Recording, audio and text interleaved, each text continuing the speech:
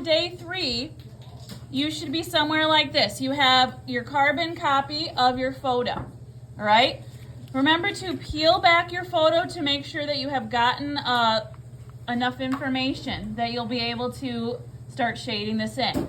If you're missing any important edges, you need to go back and get those, okay? Once you're sure you have enough information, then you can totally remove your photo and just set it aside so you can still see it, okay? Now, I'm a left-handed person, so I've set this up to be helpful for me as a left-handed person, okay? Depending on what your setup is, you might have the opposite side glued down.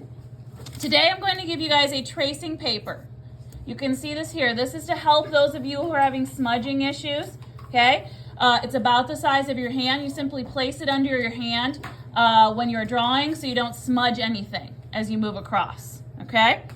So, if you are at this point, what I need to do first is identify the darkest things in my photo, okay? So, for that, I would say it's the eye, maybe the top of the ear, the shadow under the neck, shadow down here towards the chest, and maybe this little shadow under the chin, okay? So, since I've identified what is the darkest value, I'm then going to get my value pencils, and remember, if you start at 6B, that's going to be your darkest value, okay?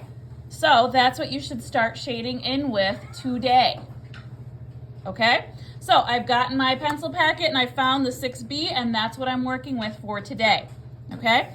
So, all I'm going to do now that I have identified what is the darkest values, I'm going to take my 6B, and I'm going to start coloring those in. Pay attention to what we call your value shapes, okay? Or the shape where the value starts and ends, okay? So for example, my value shape for his chin, I can kind of isolate that in my photo and then color it in on my pencil drawing, okay? For example, here, this is a nice way I can isolate like his little shadow under his neck is almost like a triangle. Yeah, okay? I mean, you could call it whatever you want, but I would say it kind of has a triangular shape. So I'm going to outline that a little better so I can see that that's what I'm coloring in to match this, okay?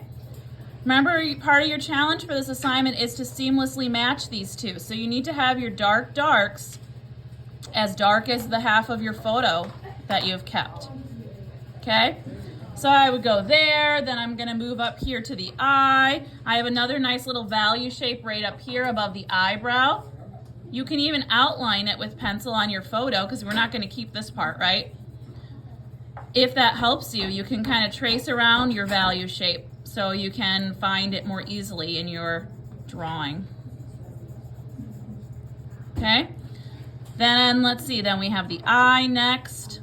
Okay, so I'm just gonna go one value shape at a time. Notice how if you look there, I even kind of outlined where I need to darken the eye so I can kind of have a guide. Okay, so that's where you're at for day 3 is you're gonna isolate those value shapes that are darkest and shade them in.